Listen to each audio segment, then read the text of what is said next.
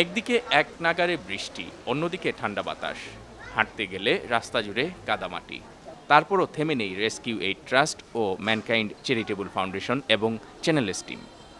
ঈদের আগে বিশ্বনাথের আমতুল গ্রামের প্রতিবন্ধীদের মুখে হাসি ফোটাতে বুধবার তাদের হাতে তুলে দেয়া হয় ফুডপ্যাক। জামাই প্রতিবন্ধীও আমরা খানি বনি পাই, আমরা যে বড় আনন্দিত খুশি হয়। আমরা ফটো দিতে ভাই আর দেয় আমার ভাই প্রতিবন্ধী তারা তো খুব মায়া করেন লাইলে ইনশাল্লাহ।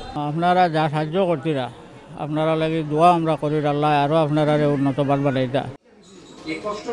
চ্যানেলসের হেড অব প্রোগ্রাম এবং প্রজেক্ট আমতৈলের চিফ কোঅর্ডিনেটর ফারহান মাসুদ খানের সভাপতিত্বে ফুডপ্যাক বিতরণ অনুষ্ঠানে অতিথি হিসেবে উপস্থিত ছিলেন সিলেট ডিএসএস সেক্রেটারি বাফুফে কার্যনির্বাহী সদস্য মানবহিতৈষী ব্যক্তিত্ব মাহিউদ্দিন আহমদ সেলিম, যুক্তরাজ্য প্রবাসী কমিউনিটি ব্যক্তিত্ব বিবিসিসিআই এর ডিরেক্টর এম এ লাকি এবং দানশীল ব্যক্তিত্ব আজিজ বক্স।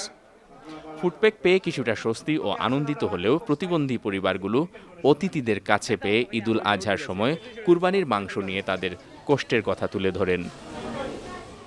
তারা মাংস খাইতো, কিন্তু আমরা তো পারি না খাওয়াইতাম, কিন্তু ওদের বরখাই তো আপনারা দেন যদি ঈদের খালা ওখানে আমরা খাই, আর কোনো সাহায্য পাই না, ওখানে আমরা বাচ্চাদের খাবাই আর মাঝে আর খাবাইতাম পারি না, আর খাই না আমরা।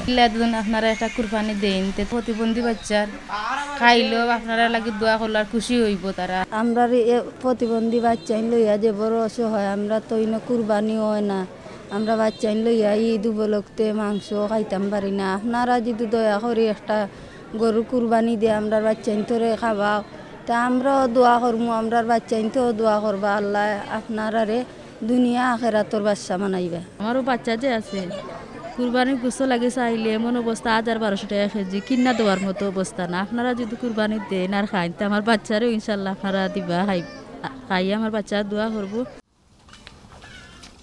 গ্রামের মধ্যে গিয়ে প্রতিবন্ধী পরিবারগুলোর অসহায়ত্ব দেখে দানশীল ব্যক্তিত্ব মাহিউদ্দিন আহমদ সেলিম নিজেই 2টি গরু চ্যানেল এসের আপিলে দান করার কমিটমেন্ট করেন।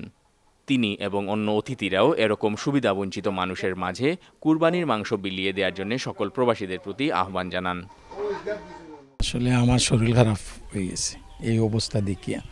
আমি এইরকম অবস্থা আমি কোনো জায়গা দিলে আমি দেখছি না। আমি এইবার আমি 2টা গরু দিব, আপনারা চ্যানেলসের মাধ্যমে এটা বিতরণ করবেন।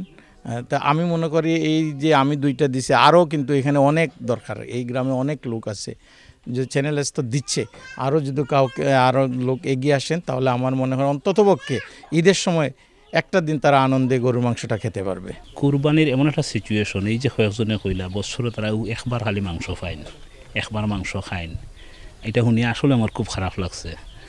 আর এই যে সিচুয়েশনের মাঝে আপনি চিন্তাও তো করা যায় না মানুষে যে গরুর মাংস কিনিয়া খাইবা বা এই পরিবেশও এই অবস্থানের উপরে আমার মনে হয় না। তো আমি মনে করি যারা এই আশপাশত বৃত্তশালী যারা আছেন তারা তো অবশ্যই সাহায্য করবা, এবং আমরা দূর থাকি আরও সাহায্যর দরকারই ন। এই এলাকার কুরবানির সেখানে অনেক মানুষ তো তারা কয় বছরে একবার মাংস হয়েছে, আমরা তো বছর সময় খাইলাম। এর লাগে সবে দৌকা সাহায্য করুকা, যে কুরবানির লাগে টাকা উঠুকা বুঝছেন, সবে দৌকা।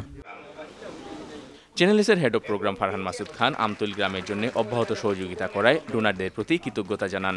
একই সাথে তিনি আগামী ঈদুল আজহাকে সামনে রেখে আমতুল গ্রামের মতো দরিদ্র গ্রামগুলোর প্রতি সুদৃষ্টি দেওয়ার ব্যাপারে গুরুত্ব আরোপ করেন। আমরা যখন আমতুলে আসার পথে ছিলাম, আমরা চতুর্দিকে বন্যার একটা আবহ দেখতে পেয়েছি। ইনফ্যাক্ট বন্যার পানির আশপাশ দিয়ে আমাদেরকে আসতে হয়েছে। সুতরাং এটি এখনও রেইনি সিজন না।